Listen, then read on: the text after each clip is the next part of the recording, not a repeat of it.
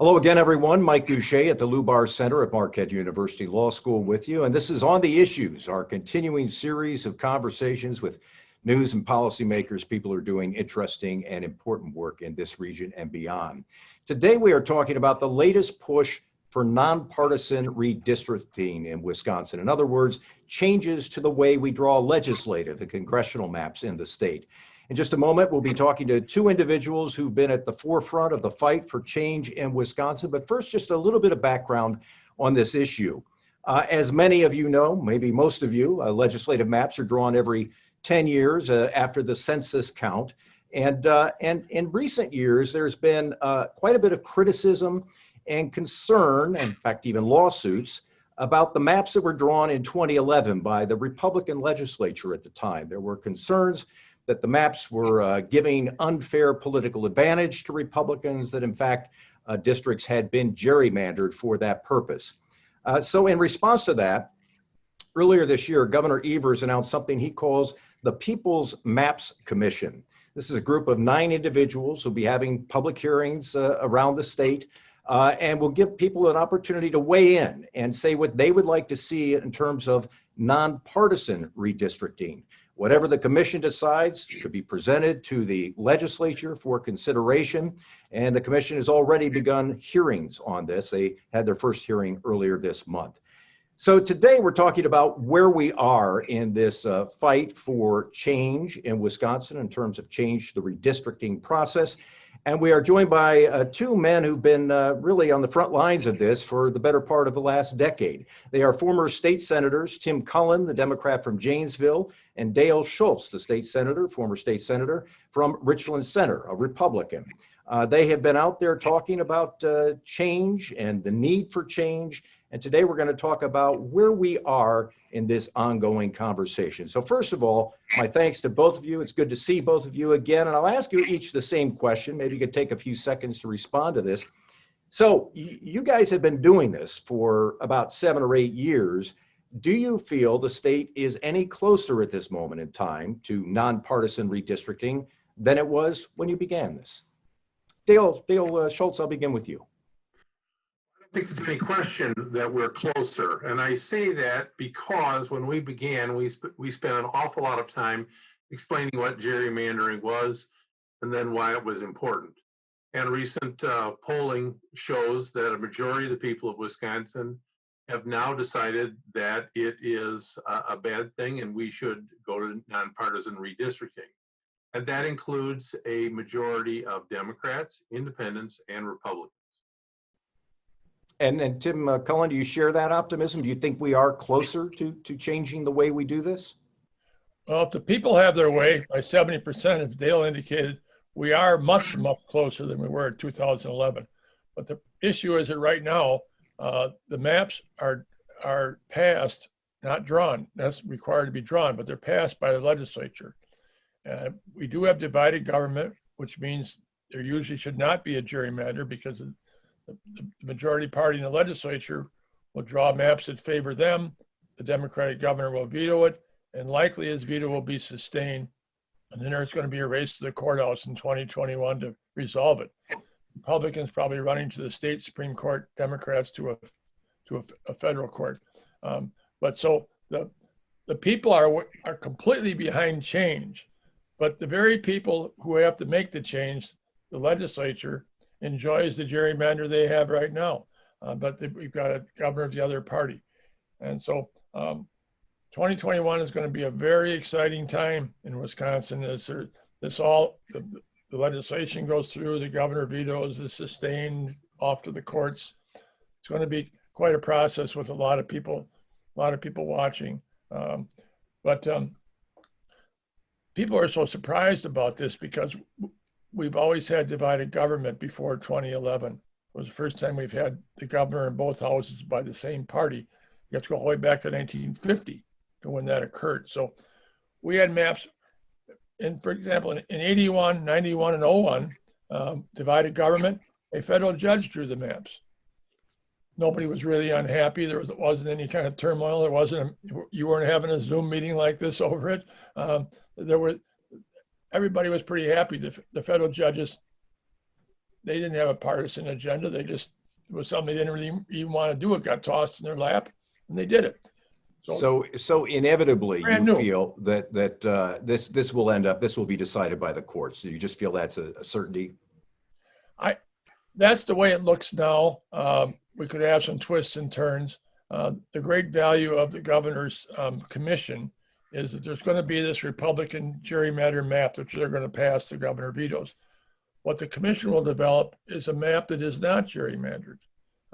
And so the public and maybe those judges that are going to be looking at this will see what a fair map that's not drawn to favor a party looks like, which will be the commission's map.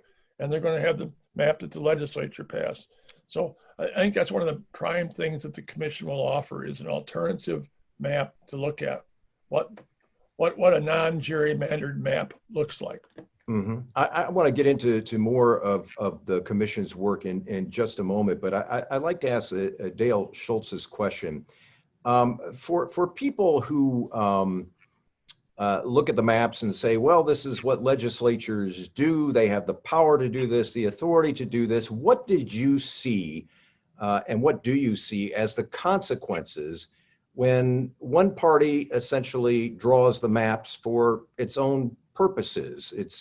I'm sure they would argue with that assessment, but what do you think are the real life consequences in terms of decision making, in terms of bipartisan cooperation? Well, I think historically, political parties have always sought to use gerrymandering for their benefit. And there's no question that when it occurred, doesn't matter whether it was done by Republicans or Democrats, it gave them a slight advantage. What is different this time around, or was different last time around and will be even more so in the future, is that computer technology has advanced dramatically.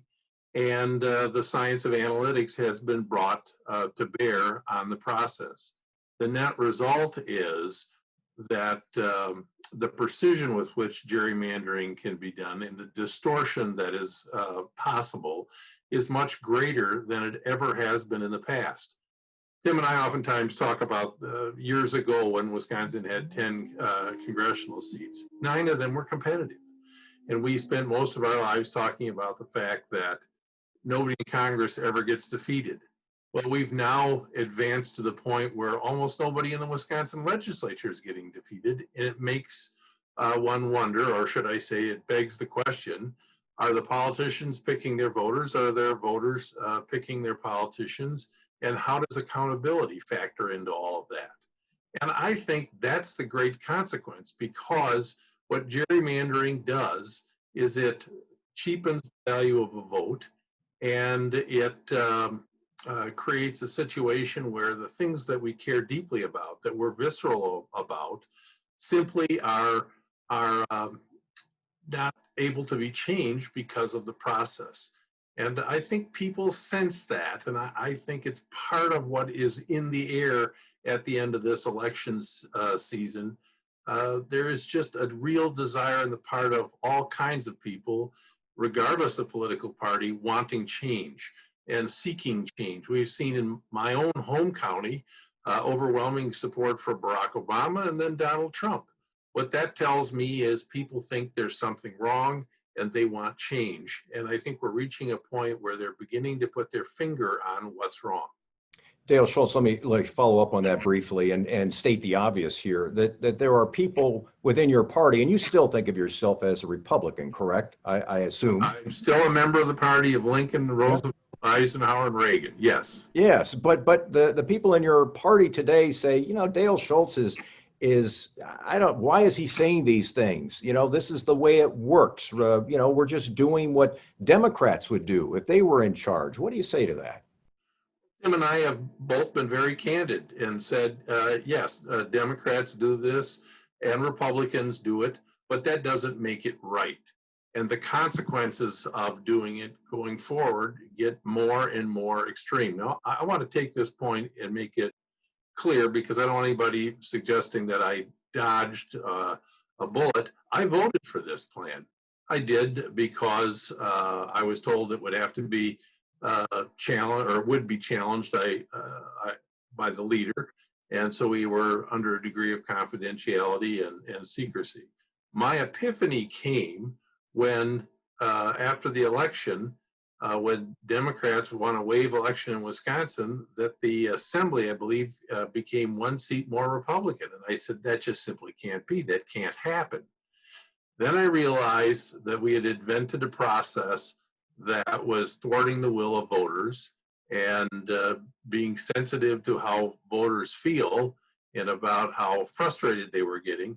I decided it was time to do something about it. And Tim and I in those days spent a lot of time together talking about how we could improve government. And this was one of the items that was highest on the list. Senator Cullen, you brought up the MAPS Commission earlier, and I'd like to get your initial impressions of this. The people, the Republican leadership has already said, we don't care what they come back with. It's the legislature's responsibility to draw the maps and approve the maps. We really don't care what they come back with. And they have criticized it as not being nonpartisan. They believe it is partisan. Is it largely symbolic? What is the purpose? What purpose does the commission serve, given some of the comments that have already been made about it? Well, first we should start with the Constitution. The Constitution says that the legislature must pass the reapportionment maps, but the Constitution does not say the legislature must draw the maps. And that small but significant difference is missed. If you listen to Republican candidates this fall, they'll say, we're just doing what the Constitution says. It's our job to pass the maps. They have to pass them, they don't have to draw them. So the commission, but they're going to pass maps that favor them significantly, maybe even more so than 2011. What the commission offers is an opportunity for the legislature, as I said earlier, the courts, and mostly the public, to see what a non-gerrymandered map would look like. There's a little community up in northern Dane County named DeForest. So it's a village. They were so precise in 2011. The village of DeForest is in 3 different assembly seats. Village has probably 1,000, 2,000 people. An assembly seat has 55,000. Parts of that village are in 3 different assembly seats because that's how precise they were in the gerrymander. So that's going to be the great value of the maps. They're not going to have any automatic official power because they're the governor's commission. They're going to be a good example for the public to see what they've figured out by 70% is true in all their polls. But when Dale mentioned about Democrats and Republicans, I think certain numbers are important. First of all, gerrymandering is an abuse of power. Either party with total control can't help themselves, they abuse it. So it isn't really a partisan thing, it's an abuse of power thing. Looks partisan in Wisconsin because Republicans did it. Republicans partisan gerrymandering in Wisconsin, Michigan, North Carolina, but I can take you to Massachusetts, Rhode Island, Maryland, Illinois. The Democrats gerrymandered. The one thing they had in common, one party had total control in those states and they couldn't help themselves. Dale mentioned our congressional seats. They are so gerrymandered now that in 2018, we have 8 congressional races. Not a single congressional race in 2018 was decided by less than 20 points. It was 60-40 or more in all 8 districts.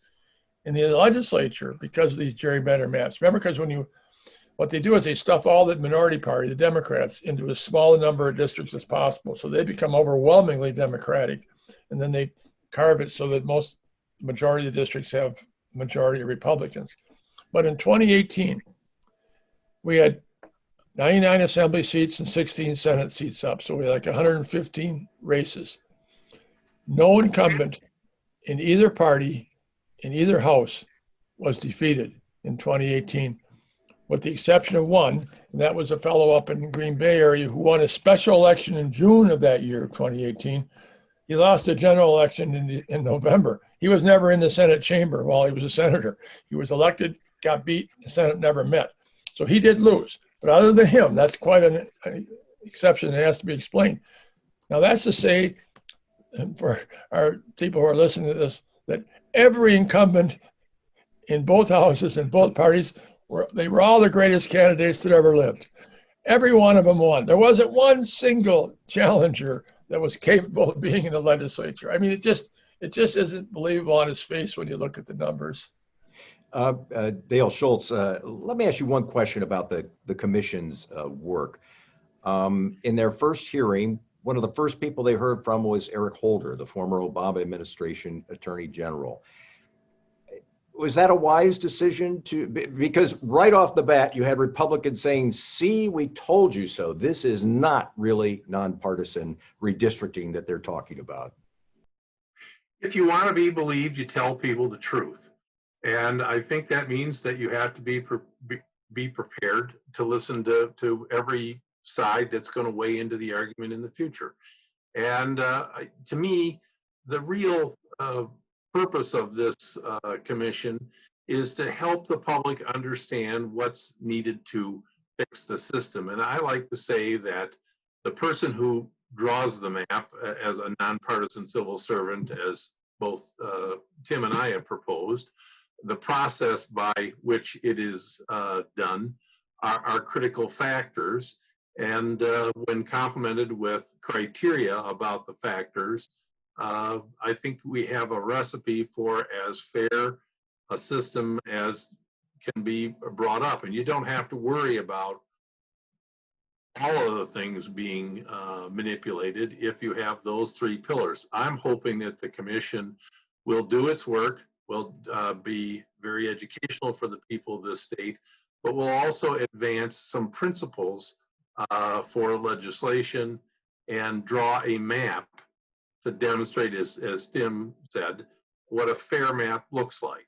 And then the legislature will have to take it from there. And I'm hoping that given what happens in this election, that those people who've resisted this to this point will have their hearts impacted, and they will change their mind.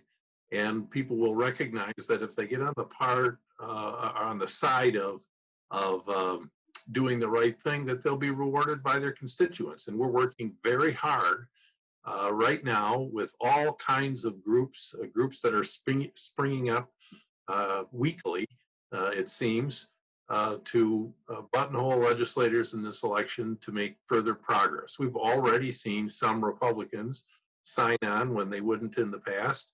And I think if people make it clear that they want change, we can make even further progress, and the peoples will win out in the end. Senator Cullen, you have had, I think, more than 50 either resolutions or referendums passed by counties in the state of Wisconsin. There are more, I think, on the ballot again in November. Does that get through to state lawmakers? Are they paying attention to that, or because of the way the districts are right now, do they just say, well, that's fine, but it's not going to affect me? Well, last part of your comment is the way they generally look at it, which is I've got a safe district. It's been drawn so I don't lose. Actually, the results of the elections in these districts were decided the days that the maps were drawn. They're not decided in November. So most of them don't care. But the advantage of these referendums is they're occurring all over Wisconsin in so-called red counties and blue counties. So all these Republican legislators who think they're just immune from public opinion, they have to answer to the local citizens, why is 70% of our county in favor of a change, and why are you against it? Their fallback position is, well, the Constitution says we have to draw and pass the maps. Like I said earlier, it's not true. I also want to add briefly as a Democrat about the question about Eric Holder. I agree with Republican criticism. I don't know why Eric Holder was there. The commission wanted to go to all 8 congressional districts to hear from the people of the 8 different congressional districts. It started in the 8th district. Eric Holder lives in Washington. I don't know why he was there. It offered a partisan tint to this effort that we just didn't need. That's why Dale and I go around together. It isn't just one of us. We go together.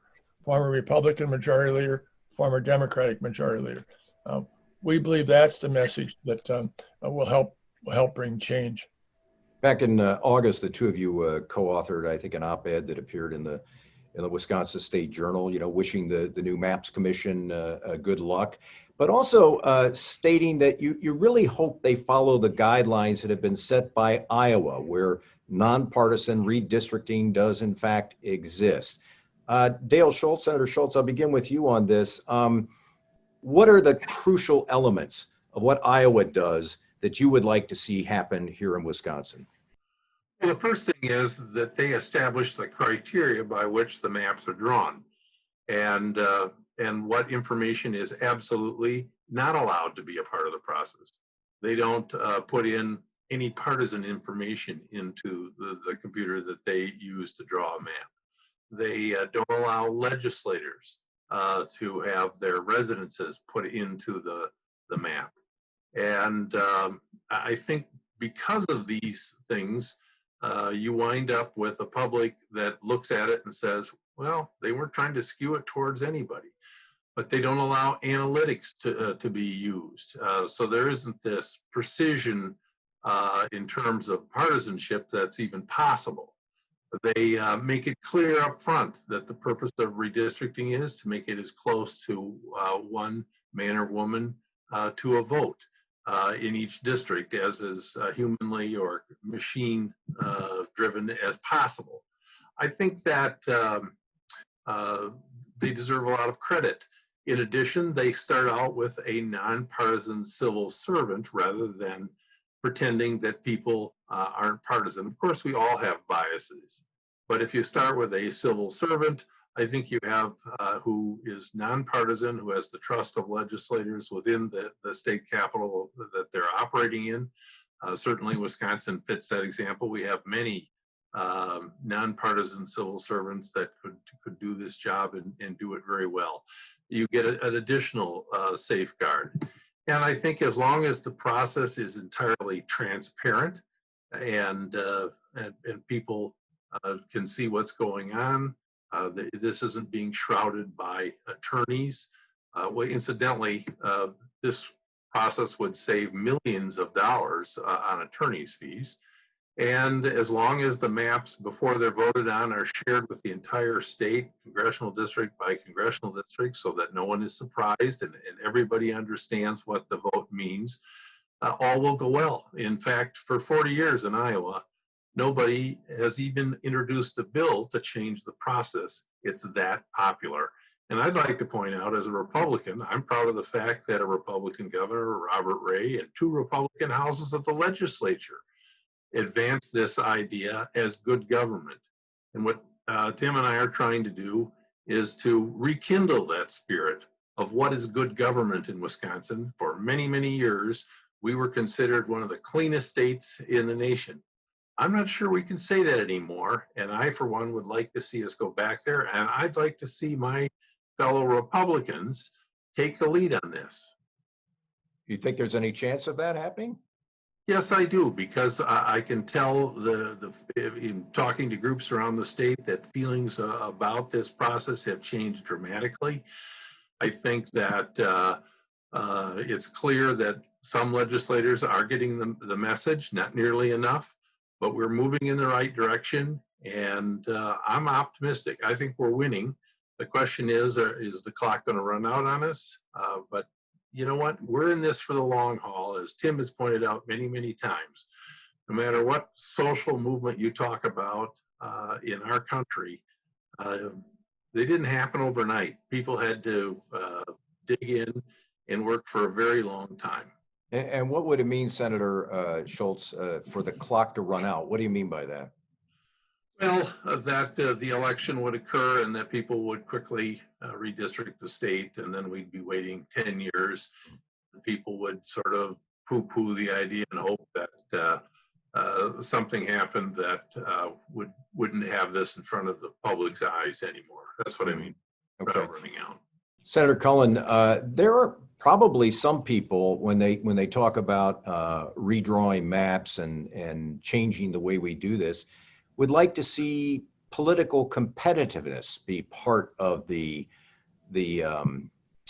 process, that maps might be drawn to make them more competitive. Would that be a mistake for a nonpartisan commission to suggest something like that? Should that be a part of any type of change that comes about? What do you think about that? I think that's a terrible idea. Horrible? Mm-hmm. Horrible. The reality is, by where people live, Democrats in some of the bigger cities, overwhelmingly Republicans in suburban Milwaukee counties and some areas of the north, just by where people have chosen to live, you can't without gerrymandering competitiveness, without zigzagging a map, you're not going to create a fair map where every district is competitive. We've never had that. We've always had certain districts. You can't make a downtown Madison district competitive, for example. But what you can do, and what we used to have, is it ends up being a balance of sort of like 1/3, 1/3, 1/3. And that is that about 1/3 of the districts are just going to be solid Democrat, unless you really get cute with your pencil and your map. And about 1/3 of the districts are going to be solidly Republican, about no matter whatever you do. But the other third, if you leave community of interest alone, you leave villages and towns and cities intact as much as possible, counties intact as much as possible, you will create about 1/3 of the districts which will be competitive. And so I don't want to leave people with the expectation that we're going to, if we got our way, that we'd have every district would be competitive. It just never has been. It wouldn't be in a fair map solution like Iowa. But at the end of the day, the results would reflect, what you really look for, do the results of the legislative races reflect the top of the ticket race that year?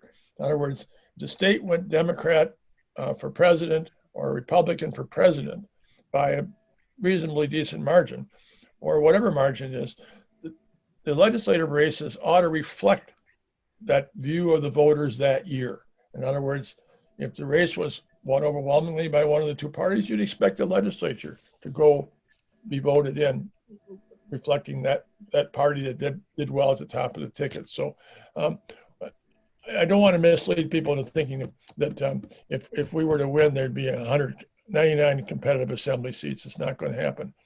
I also have to point out that, and Mike, if you run with this on TV, you'll be the first reporter, I think, that's gotten this right in the whole state. Congressional gerrymandering has a different motive than legislative gerrymandering. Legislative gerrymandering is done for partisan purposes to help the party in power. That's what we have in Wisconsin today. But congressional gerrymandering, at least since 1970 that I'm aware of when I've been around for it, is what I would call incumbent gerrymandering. The congressmen in Washington are in charge of drawing the maps for themselves. What they do is they try to make every incumbent safe, whether they're Democrat or Republican. They did it with Tammy Baldwin and Paul Ryan in 2001. They made them both safer. And then in 2011, they had the guy who won Dave Obey's seat. He just resigned. Duffy. Duffy and Ron Kine both had pretty competitive districts. And they ran Ron Kine from the Mississippi River all the way over to Stevens Point and gave him Portage County so Duffy could get rid of Portage County. And lo and behold, they both won big following the 2011 maps. But I think it's a very important distinction, at least to me anyway, that it's ensuring incumbent reelection, not what party they happen to belong to. We have a wired 5 Republican, 3 Democrat congressional delegation in Wisconsin right now. Senator Schultz, let's talk for a moment about where this goes next. So the commission will come back with its own alternative sets of maps. We also have the possibility that all of this will end up in court. I'm wondering what you see as the likely next step in this process. Is where does it go from here, I guess, is the simplest way of asking that question. Well, the commission will take its work back out on the road so people can look at it. There'll be an educational process, and hopefully there will be an effort to get to representatives across the state. to get them to buy into a process which is run by as nonpartisan a person as possible, a set of criteria that are known and inviolate, and a process that is easily understood and which is transparent. I think that depending upon what the commission does, we might have more or less time involved, but I think if they do their job well, and they seem to be able and thoughtful people, I think that it's possible that both political parties might say, this is a better process. Let's just vote on the map they came up with. Or maybe what they will say is, we like this process. We want to give it a try in the legislature. We agree to abide by the principles by which their map was drawn, and we may have a little bit different map drawn. It's possible to draw maps in literally tens of thousands of combinations and permutations, and so no map is perfect, but I think it's going to be pretty obvious what is a fair map and what isn't a fair map. In 2019, the governor initially proposed in his budget going to this nonpartisan redistricting process. And I'm wondering if both of you feel that ideally, would the Legislative Reference Bureau be the agency that would be best suited to handle this? This would seem to more closely mirror what's been taking place in Iowa. Is that really, in a perfect world, the best place to have this done, with an agency that is respected by both political parties in Madison? I'll begin with Senator Cullen. Short answer is yes. It's identical type agency in Iowa that does it. I mean, remember, the map becomes a bill. It's a piece of legislation like everything else. And so this is the agency that drafts all the other bills that the legislature considers. So it's completely logical that they would draft this bill. Important thing is that the criteria they're given to use in the drawing of the maps, and Dale's going to be part of it, but you can't look at past political results. You can't look at the home of the incumbent, which I think is really interesting that Iowa did that, and Iowa legislators accept that. They can wake up in the morning one of these decades and all of a sudden their house is 6 blocks outside their district. That's tough. That's the way they do it in Iowa. I hope that they will use the guidelines and use Iowa, because you can understand that this is never forget, this is a abuse of power, and we would be very naive if we didn't think that there were some Democrats in Madison that wouldn't mind having the power themselves. And so the great value of the Iowa system is you get it right out of the hands of a legislature on some permanent basis in Iowa now for 40 straight years. Mm-hmm. And Senator Schultz, do you agree? Would the Legislative Reference Bureau be the sort of ideal creator of these maps? As Tim pointed out, they're the logical place to do it. I don't recall many, if any, complaints about the legislative service agencies over the years. They have conducted themselves in an exemplary fashion, and they are well aware that the trust that they have by both political parties is what makes Wisconsin what it is in terms of the eyes of the rest of the nation. And it's logical that we would go back there and ask those folks to be involved. I'm wondering for both of you, this is something that you've obviously felt strongly about. You've spent, you said, since 2013 traveling around the state talking about this. What does your future look like? We talked about the future of the process of redistricting, but I'm wondering about the two of you and your personal commitment to trying to bring about change in Wisconsin. What do you see for yourselves on this front in the coming years? And I'll begin with Tim, and then we'll wrap it up with Dale. Well, I think I can speak for both of us. We're just not going to stop. The good Lord at some point will stop us, especially me. I'm a lot older than Dale. But in the meantime, we're just going to keep going. We hope that we can get the change we need in 2021, and then we can maybe move on to another topic like the dirty money that shows up all the time. But we're not stopping. Zoom allows us to sit in our home and do these meetings. We used to drive together all over the state, which was also very enjoyable to just to talk and get to know each other even better. But on my part, I'm not stopping, and I don't think my good friend from Richland Center is going to stop either. Senator Schultz, I'll ask you that question because in some respects it may be a little harder for you because you've got some of your fellow Republicans, as we referenced earlier, saying, boy, I just don't agree with Dale on this. He's wrong about this. Is it harder? Do you have the same commitment, the same zeal to keep moving forward with this? Well, let me just make this observation. There was a time in the Wisconsin legislature, and it wasn't very long ago, that it was not only okay, but encouraged to have thorough debates about issues, first within political parties and then outside of them. And some of those debates have been real knockdown, drag out affairs. But somehow or another in the past, we managed to leave that place on friendly terms. And I think what Tim and I are attempting to do is to demonstrate to the public that that spirit isn't dead, that two people who are in different political parties, who don't agree on every single issue, still value their public service and the trust that people put in us, and want to restore that trust once again in an increasingly skeptical public. And, we've done this for these years without ever receiving a dime. We don't accept an honorarium. We pay all our own costs, whether it's food or lodging, and we're proud of that.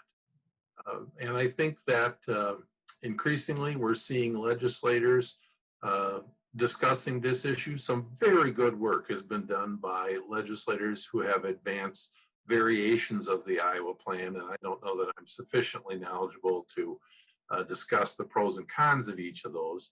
But what it says to me is that spirit is out there. We have to nurture it, encourage it. It's programs like this that make that possible. It's folks like the League of Women Voters, Common Cause, Democracy Campaign, and a whole host of other organizations that are trying to rekindle that spirit. And I think that if we stick with it, we can't help but be successful.